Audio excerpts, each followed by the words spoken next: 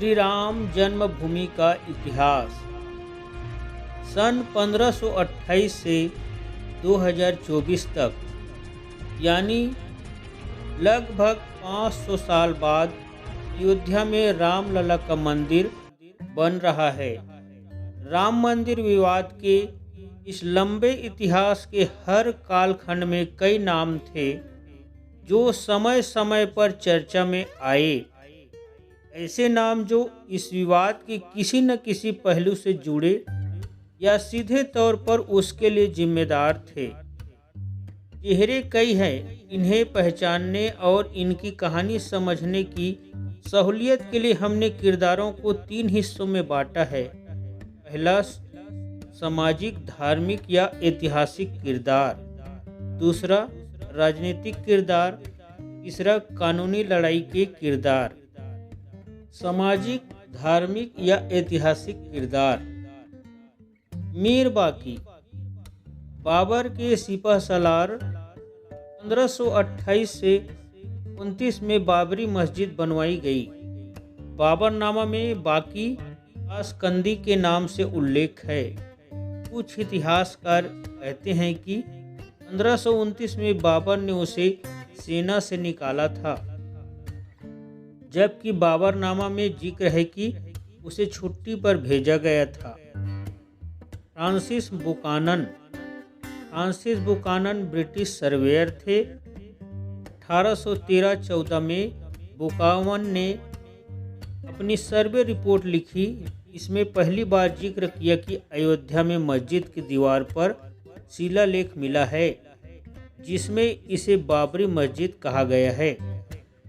महंत रघुवर दास। 1885 में महंत रघुवर दास ने पहली बार मंदिर निर्माण के लिए फैजाबाद सिविल कोर्ट में याचिका दायर की थी। याचिका खारिज हो गई थी, लेकिन इससे मंदिर निर्माण की कानूनी लड़ाई का रास्ता खुल गया। परमहंस रामचंद्र दास। 1949 में मूर्तियां प्रकट होने के साथ परमहंस रामचंद्र दास का नाम चर्चा में आया। अब हिंदू महासभा के नगर अध्यक्ष थे। 1990 में अयोध्या में कार सेवकों को जुटाया।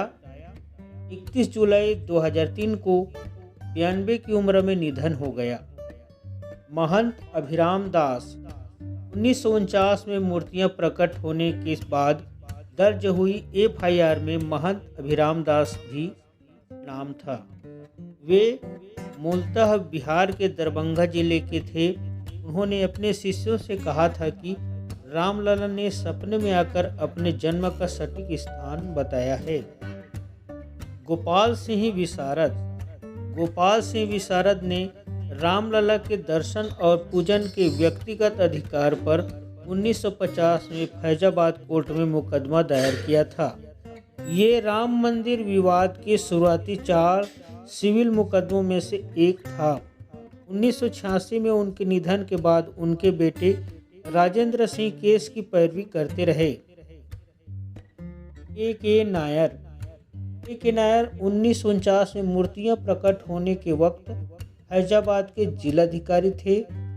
राज्य सरकार और पंडित नेहरू के कहने पर भी नायर ने मूर्तियां नहीं हटाई थी।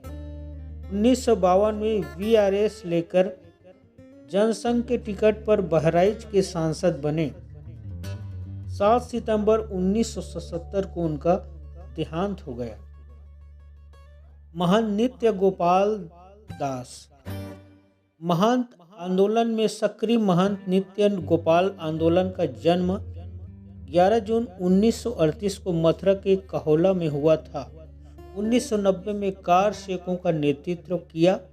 जनवरी 2002 में अयोध्या से दिल्ली तक चेतावनी संत यात्रा निकाली। 85 साल के महंत श्री राम जन्मभूमि ट्रस्ट के अध्यक्ष हैं। चंपत राय। 1946 में यूपी के बिजनौर में जन्मे चंपत राय RSS से जुड़े हैं। संगठन के प्रचारक के तौर पर मंदिर आंदोलन को खड़ा करने में अहम भूमिका निभाई। आज वो राम जन्मभूमि तीर्थ ट्रस्ट के महासचिव हैं और राम मंदिर निर्माण का प्रमुख चेहरा है। राम मंदिर से जुड़े राजनीतिक चेहरे। राजीव गांधी। 1986 में राजीव गांधी ने ही गर्भगृह का ताला खोलने का आदेश दिया था। उस वक्त उनकी सरकार शाहबानो केस में मुस्लिम कट्टरपंथियों का पक्ष लेने का आरोप झेल रहे थे। माना जाता है कि हिंदुओं को साधने के लिए ये कदम उठाया गया। 31 मई 1991 को राजीव गांधी की हत्या कर दी गई। मुलायम सिंह यादव 1990 में मुलायम सिंह यादव यूपी के सीएम थे। उन्हीं के आदेश पर 30 अक्टूबर 1990 को अयोध्या में कार सेवकों पर पुलिस ने गोलियां चलाई थी। अगले चुनाव में उनको सत्ता गंवानी पड़ी। मुलायम सिंह यादव का 10 अक्टूबर 2022 को निधन हो गया। अशोक सिंघल विश्व हिंदू परिषद के संस्थापकों में से एक अशोक सिंघल वाजपेयी सरकार के दौरान मंदिर की मांग पर आमरण अनशन पर बैठे थे। बाबरी ढांचे के टूटने पर दर्ज एफआईआर में इनका भी नाम था। 17 नवंबर 2015 को 89 साल की उम्र में देहांत हो गया। लाल कृष्ण आडवाणी सोमनाथ से लाल कृष्ण आडवाणी ने ही 25 सितंबर 1989 को मंदिर के लिए रथ यात्रा शुरू की थी। बाबरी ढांचा टूटने की एफआईआर में इनका भी नाम था। फिलहाल 96 साल के आडवाणी बीजेपी मार्गदर्शक मंडल का हिस्सा है। प्रमोद महाजन आरएस के मराठी अखबार तरुण भारत के उप संपादक रहे। प्रमोद महाजन 1974 में संघ प्रचारक बने। महाजन ने ही आडवाणी को पद यात्रा के बजाय रथ यात्रा निकालने की सलाह दी थी। प्रमोद महाजन की उनके ही भाई प्रवीण महाजन ने 3 मई 2006 को हत्या कर दी। मुरली मनोहर जोशी मंदिर आंदोलन में बढ़ चढ़कर हिस्सा लेते रहे। 1992 में बाबरी ढांचा टूटने के समय वे परिसर के नज़दीक मौजूद भी थे। फिलहाल 90 साल के हैं और भाजपा के मार्गदर्शक मंडल का हिस्सा है। पीवी नरसिम्हा राव के कार्यकाल में ही 6 दिसंबर 1992 को बाबरी ढांचा गिराया गया। पत्रकार कुलदीप नैयर ने आत्मकथा में लिखा है, मेरी जानकारी है कि जब कार सेवक ढांचा ढहा रहे थे तब नरसिम्हा राव पूजा में बैठे थे। वे वहां से तभी उठे जब ढांचे का आखिरी पत्थर हटा दिया गया। कल्याण सिंह बाबरी ढांचा गिराए जाने के समय कल्याण सिंह यूपी के सीएम थे। उन 13 लोगों में से थे जिन पर ढांचा गिराए जाने की संदिग्ध साजिश में शामिल होने का आरोप लगा। बाबरी ढांचा टूटा तो उनकी सरकार बर्खास्त कर दी गई। 21 अगस्त 2021 को कल्याण सिंह का देहांत हो गया। उमा भारती मंदिर आंदोलन के दौरान उमा भारती मुख्य वक्ताओं में थी। लिब्राहन आयोग ने उन पर भड़काऊ भाषण देने का आरोप लगाया था। 2003 से 2004 के बीच मध्य प्रदेश की सीएम रहीं। अभी भाजपा की राजनीति में वो हाशिए पर है। नरेंद्र मोदी मौजूदा प्रधानमंत्री शुरुआत से ही राम मंदिर आंदोलन से जुड़े हुए थे। 90 के दशक में मोदी भाजपा के अध्यक्ष मुरली मनोहर जोशी की एकता यात्रा के संयोजक थे। बतौर प्रधानमंत्री उनके कार्यकाल में ही राम मंदिर मामले की सुनवाई में तेजी आई और 2019 में सुप्रीम कोर्ट ने राम मंदिर निर्माण को मंजूरी दे दी। कानूनी लड़ाई के किरदार जज कर्नल चैमियर डिस्ट्रिक्ट जज कर्नल एपीए चैमियर ने 1986 में महंत रघुवर दास की याचिका पर फैसला दिया था और पहली बार सैद्धांतिक रूप से माना कि मस्जिद को हिंदुओं के पवित्र स्थान पर बनाया गया। जज एस के यादव सीबीआई कोर्ट के जज रिटायर्ड जज एस के यादव जिन्होंने 30 सितंबर 2020 को बाबरी ढांचा गिराए जाने वाले सभी 32 आरोपियों को बरी किया था।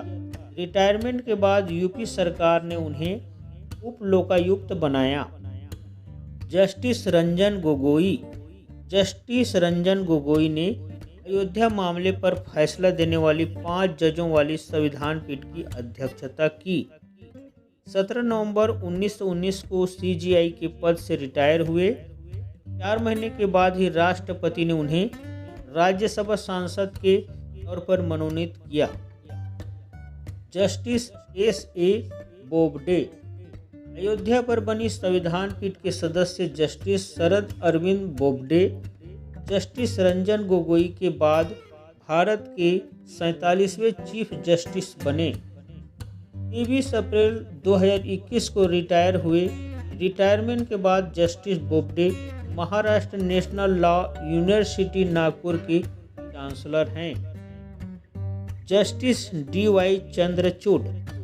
अयोध्या पर बनी संविधान पीठ में जस्टिस धनंजय यशवंत चंद्रचूड़ भी थे। सबसे लंबे समय तक भारत के चीफ जस्टिस रहने वाले जस्टिस वाई.वी. चंद्रचूड़ के बेटे हैं। फिलहाल जस्टिस चंद्रचूड़ भारत के मौजूदा सीजेआई हैं। जस्टिस अशोक भूषण।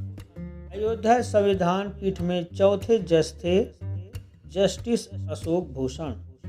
जस्टिस भूषण जुलाई 2021 को रिटायर हुए थे। 4 महीने बाद ही नवंबर में उन्हें नेशनल कंपनी लॉ अपीलीय ट्रिब्यूनल का चेयरपर्सन बनाया गया। Justice S. अब्दुल नजीर। अयोध्या संविधान पीठ के 5वें जज थे जस्टिस एस. अब्दुल नजीर।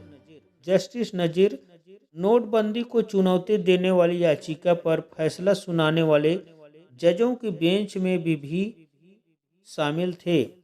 जनवरी 2023 को रिटायर हुए और 1 महीने बाद उन्हें आंध्र प्रदेश का राज्यपाल बनाया गया। ये थे वो महानुभाव जिन्होंने राम जन्मभूमि के लिए अपनी अहम योगदान दिया। इसी की वजह से ही आज अयोध्या में राम जन्मभूमि पर श्री राम जी का मंदिर बनवाया जा रहा है और प्रधानमंत्री नरेंद्र मोदी द्वारा 22 जनवरी को इस मंदिर का उद्घाटन किया जाएगा। यह वीडियो का आपको कैसी लगी कमेंट में ज़रूर बताएं। अगर यह वीडियो आपको पसंद आई हो तो लाइक, कमेंट और शेयर सब्सक्राइब कीजिए। धन्यवाद।